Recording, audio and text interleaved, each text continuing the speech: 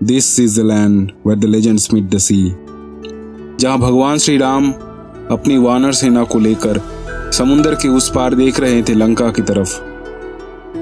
Where faith built a bridge of stones that floated, और भक्ति से जन्मा भारत का एक महान मंदिर रामेश्वरम। भारत के 4 धाम और 12 ज्योतिर्लिंगों में से एक Rameswaram has been a place of pilgrimage for centuries.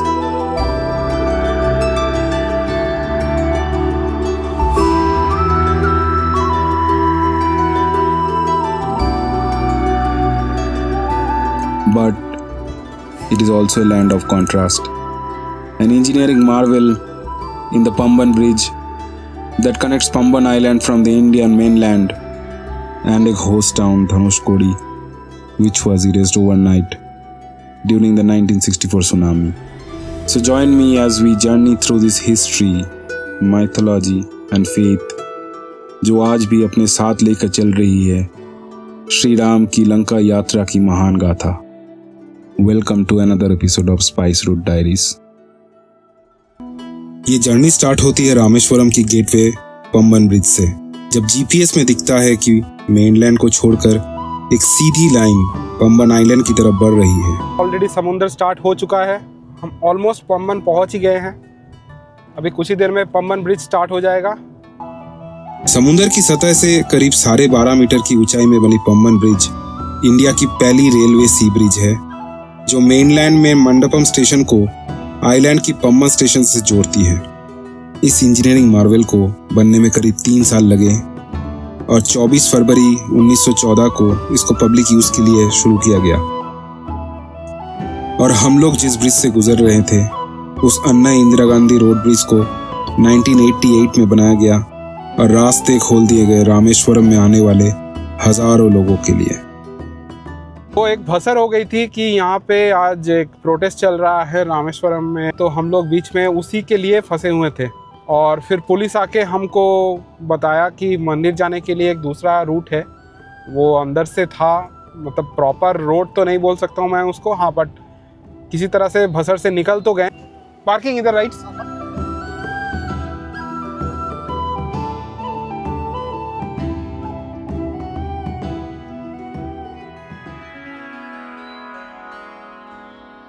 Rameswaram के दिल में है रामनाथ स्वामी मंदिर, जो दुनिया भर से हजारों तीर्थ यात्रियों को यहाँ पे खींचे लेके आती है।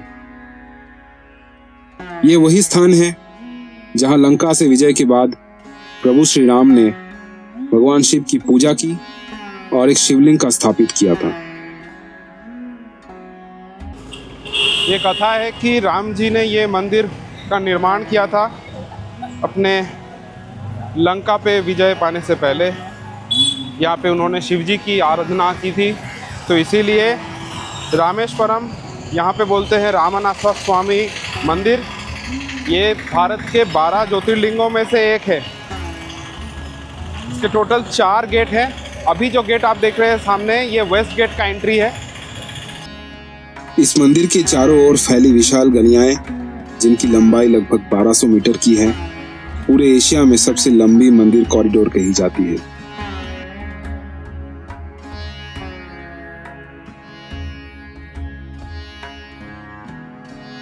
रामेश्वरम मंदिर के अंदर 22 पवित्र तीर्थ कुंड है, जिनके बारे में यह मान्यता है कि इन्हें स्वयं श्री राम ने बनाया था।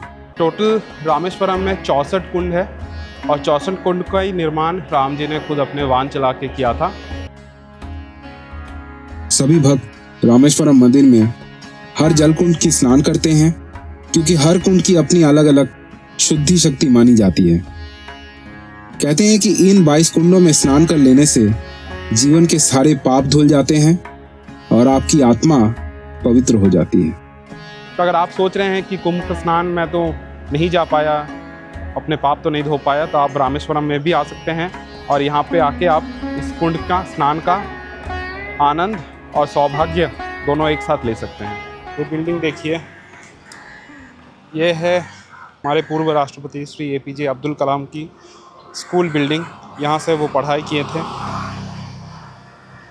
अब सोच सकते हैं कि हमारे रामेश्वरम का एक छोटी सी जगह से आए हुए एक इंसान ने इतिहास रच दिया था।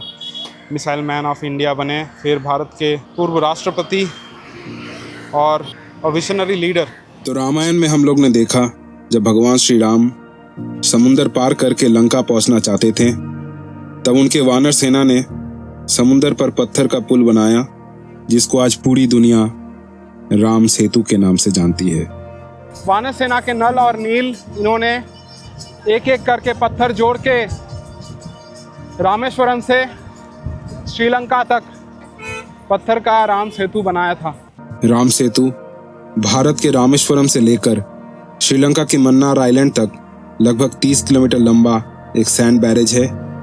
नासा और इसरो की सैटेलाइट इमेजेस में स्पष्ट रूप से एक chain of sandbanks and limestone shoals दिखाई देती है। साइंटिस्ट ये मानते हैं कि ये सैंडबैंक्स एंड लाइमस्टोन शोल्स करीब 5 से 7 हजार वर्ष पुरानी हैं। आज राम सेतु का अधिकतम हिस्सा समुद्र के नीचे है, लेकिन कम गहराई वाले हिस्से में आप आज भी रेत और पत्थरों की श्रृंखला साफ देख सकते हैं।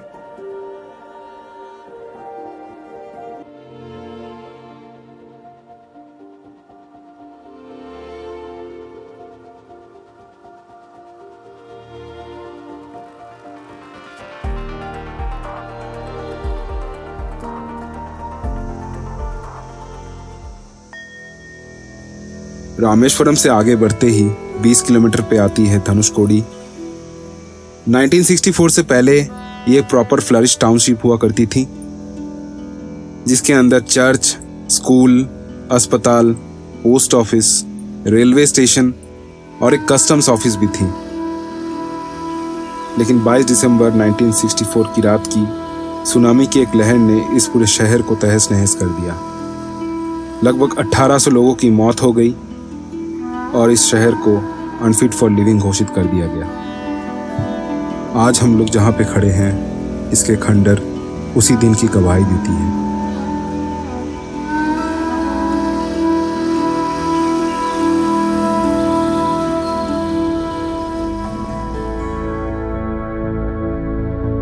तो रामेश्वरम सिर्फ एक जगह नहीं है, यहाँ पे इतिहास, भक्ति और पुराण का संगम होता है। यहाँ के समुंदर आज भी प्रभु श्री राम की यात्रा की कहानियां सुनाते हैं और धनुषकोडी के खंडर हमें याद दिलाते हैं कि समय के सामने सब नश्वर है।